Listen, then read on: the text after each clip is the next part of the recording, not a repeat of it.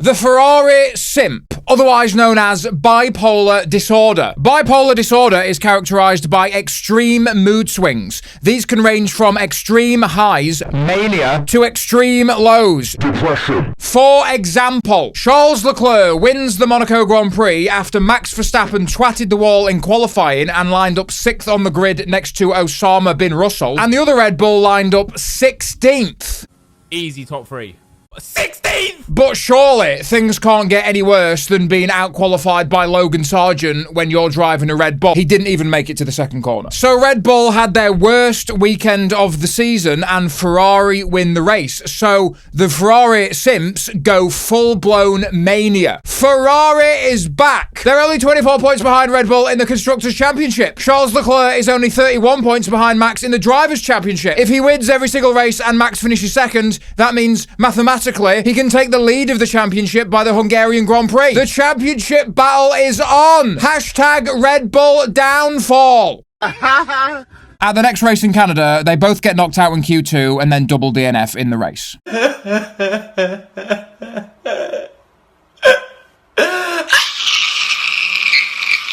And it wasn't just the DNF, it was how they achieved it. Because we know that Ferrari like to take the scenic route to their failures. Carlos Sainz dropped it going through turn 6 and then collected Alex Albon, causing enough damage to retire the car. A fairly standard DNF. But it was Charles Leclerc who took the scenic route. He spent the first half of the race carrying an engine problem, costing him half a second a lap down the straights. And by the time the Freedom Tower did his obligatory fuck into the barriers and bring out the safety car, he was running down in 11th place. But fortunately, when he came in for his pit stop behind the safety car, they performed a highly technical procedure called switching it off and back on again. And even though it cost him 24 seconds in the pit box, it did fix the engine problem, so that's nice.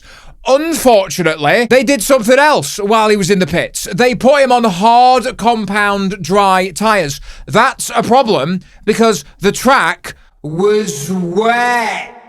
This is the order of the field for the safety car restart, and as you can see, every single driver is on intermediate tyres because the track was wet.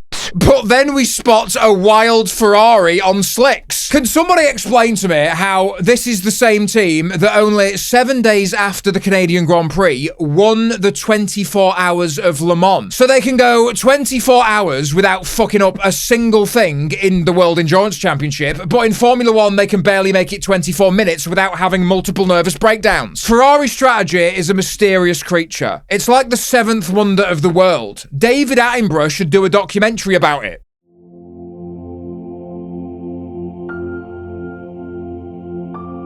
Here we can see a wild Ferrari in its natural habitat, buried deeply within the branches of a race-destroying strategy. Its driver, Charles Leclerc, barely 2 weeks ago, was manic with enthusiasm, having won the Monaco Grand Prix. Now, however, he himself has returned to his natural state of wanting to throw himself off a balcony. Oh, Charles, what did you do to deserve this? Those greasy Italian bastards were too busy shoving spaghetti up their arse to realise that track was fucking wet. It was wetter than Lance Stroll's chin, and they put him on slicks. I swear down on my nan's grave, these greasy wop lasagna shagging bastards are such a disgrace Pavarotti is spinning in his grave. So, with Leclerc down in last place and on slick tyres on a wet track, the safety car came into the pits and the race restarted. And after just one lap, he was 31 seconds behind. By the end of the next lap, he was 47 seconds behind. The F1 TV director even put the graphic up just to take the piss. So after one more lap, Ferrari bring him into the pits and switch him back onto intermediate tyres. And listen to how Martin Brundle and Crofty reacted to this 5,000 IQ strategy. Well, Leclerc's pitted if you want to feed that into your strategy there. Well, he's pitted, so it would be even more last. They were laughing at him. Martin Brundle said now he's going to be even more last. And by the time he came back out of the pits on intermediates, he was even more last. Leclerc then, now 82 seconds adrift. Has he actually? No, he hasn't quite been lapped, has he? No, about to be.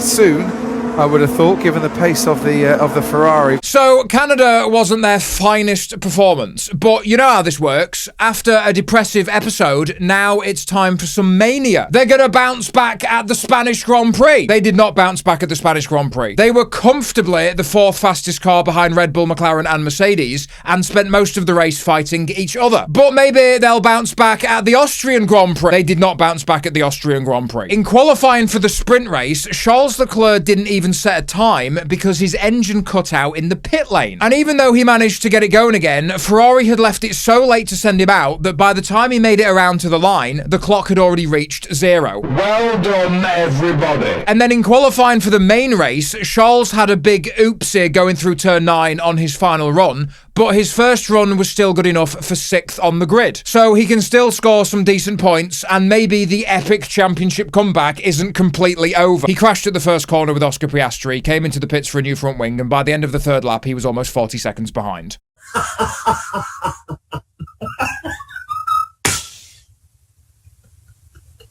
Hey, what's going on? Maybe they'll bounce back at this weekend's British Grand Prix. They're not going to bounce back at this weekend's British Grand Prix. So RIP Ferrari simps and shout out to Pavarotti. Now, let's talk about the thermonuclear war that's only just begun. And I'm not talking about Max and Lando coming together at the Austrian Grand Prix. I'm talking about F1 social media. Obviously, in the past, we've seen the Verstappen shaggers go to war with hashtag Team LH. But these days, Team LH is too busy directing their mental illness at Mercedes. Toto Wolff actually had to call the police. That's not a joke. So, with the Hamilton lunatics otherwise engaged, the Verstappen shaggers needed a fresh opponent. And they've got one. The Lando fangirls, a vicious creature like a possum. If you back it into a corner, it will chew through you. I will fucking kill you. You corner me, I will fucking chew through you. I'll chew through you. Slow blinking eyes. I will chew off your fucking eyelids. You won't slow blink at me, will you? Did you drink before you came here? I'm gonna slit somebody open like a fish and drink their blood. That's what I'm gonna drink. This was my personal favourite interaction. Somebody tweeted, genuinely hate Norris with every fibre of my body. Fuck him. And somebody replied and said, fuck you, you little bitch. I want to kick your ass, you little slut. That was Max's fault, and he is a dirty Dutch fuckface who was rightfully molested as a child. Oh, it's beautiful. Oh, I've missed this. I've missed the absolute scenes on F1 social media. So, how did this thermonuclear war kick off in the first place? It was lap 52 of the Austrian Grand Prix. Max Verstappen had built a lead of almost 7 seconds over Lando Norris, and the race was basically over. But then, the F1 gods started cooking. Max and Lando come into the pits for their final stop. Red Bull make a complete twat of Max's stop and throw that 7-second lead down the shitter. When the two of them came out of the pits, the gap was now under 3 seconds. But then, Maxipad locks a wheel going into turn 3 and almost fucks it into the gravel, and the gap closes to under 2 seconds. He comes on the radio and complains that he's got no grip, and by the end of the next lap, Lando had closed within DRS range and the battle begins. Lap 55, the first move. Lando throws it down the inside into turn 2, but Max appears to move under braking. Lando backs off and narrowly avoids ramming Max up the arse. This is one of Max's signature defensive moves. Right before he hits the brakes, he jinks the steering wheel but then straightens it back up again under braking, so he's not technically moving under braking, but is still able to alter the trajectory of his car in the braking zone. Some people think that's dirty. Other people think it's a clever way of exploiting a grey area in the regulations. I just think it's fun, because it normally ends in a massive crash. Fun. So Lando didn't get past on his first serious attempt, but there's plenty of time left in the race and he clearly has the faster car. However, a few laps later, Norris gets a black and white flag for track limit violations. Now he's got to be very careful, because if he goes off the track once more, he'll get a 5-second penalty. That was on lap 58. So guess what happened on lap 59? He fucks it down the inside going into turn 2, locks up, goes off the track and takes the lead of the race. But because he took the position off the track, he lets Verstappen back through down the straight like a gentleman. That's going to be very important in a minute. So after Norris got a final warning for going off the track, he then immediately goes off the track again, and the FIA put a graphic up saying they've noted it. And then 30 seconds later, they put another graphic up saying it's under investigation. Can the FIA just fuck off, please? We're trying to watch a battle, and every 30 seconds they put a graphic up saying something is under investigation or the incident has been noted. The FIA are the sort of people that would go to an orgy just to hand out johnnies and tell people to stay hydrated. Maybe we don't want to be safe. Just give it to us raw.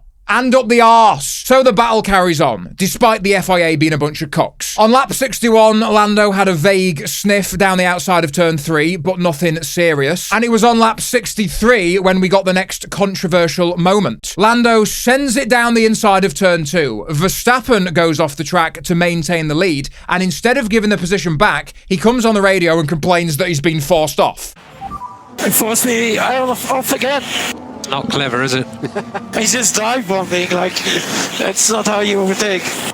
The absolute nerve. MaxiPad, may I present Exhibit A, and Exhibit B, and Exhibit C, and multiple other exhibits, you cheeky little bastard. But despite MaxiPad being a cheeky little bastard, he maintains the lead of the race, and Norris is now getting a bit steamy on the radio, because he's made multiple attacks, all of which have been fended off by an increasingly desperate MaxiPad Verstappen. And what happened next was almost inevitable. Once again, Lando had a run up the hill towards turn 2. This time, he shags it down the outside. Verstappen pulls his signature defensive move, squeezes Lando onto the curb. The two of them make contact and drive each other off the track. Fun! Both of them now have rear punctures and start limping back to the pit lane. Lando's tyre explodes, ripping his car to shreds and forcing him into retirement. MaxiPad makes it back out of the pits, but is now down in 5th place and with a 10-second penalty for being a pure twat. But with Max and Lando taken out of contention, who's gonna win the race? Surely it can't be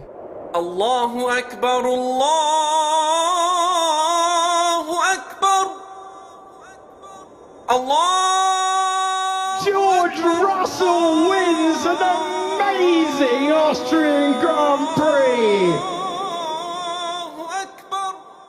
Osama bin Russell wins the Austrian Grand Prix after Max and Lando ham-assed each other out of the race. And F1 social media is in the midst of a full-blown thermonuclear war.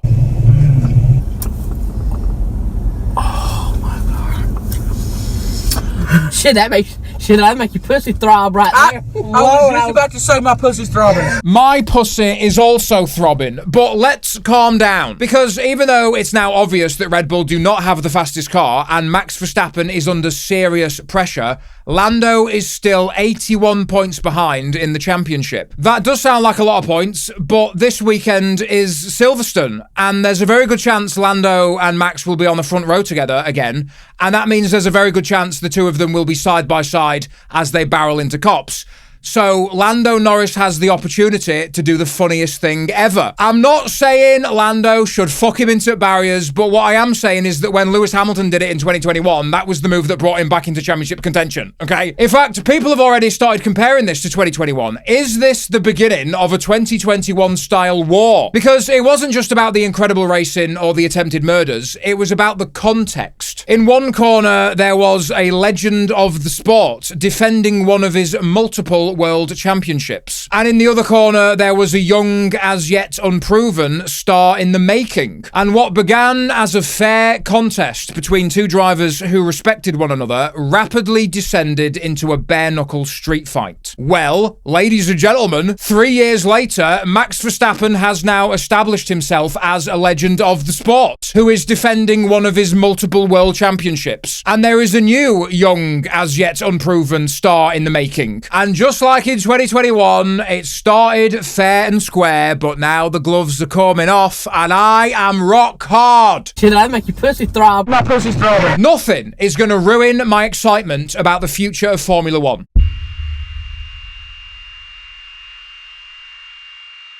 Championship, we'll get onto that probably a little bit later. Also, news today, Lance Stroll, shock, is back with Aston Martin, but not just for the 1 year, Lawrence, a couple of years there. Yeah, I think that's what was important to the team and for Lance, is to get it out there that even though we knew that he was probably going to be here at the team next year, we didn't really know for how long. And I think this just knocks 2 years out where no one will ask him what your future is, because it's locked in. And we've never had that before, actually. It's always been a year by year, assuming he's going to be there. And I think that's just one thing they want to get off his back, because he's had a tougher run recently and they kind of want him to try and find his form. You fuck!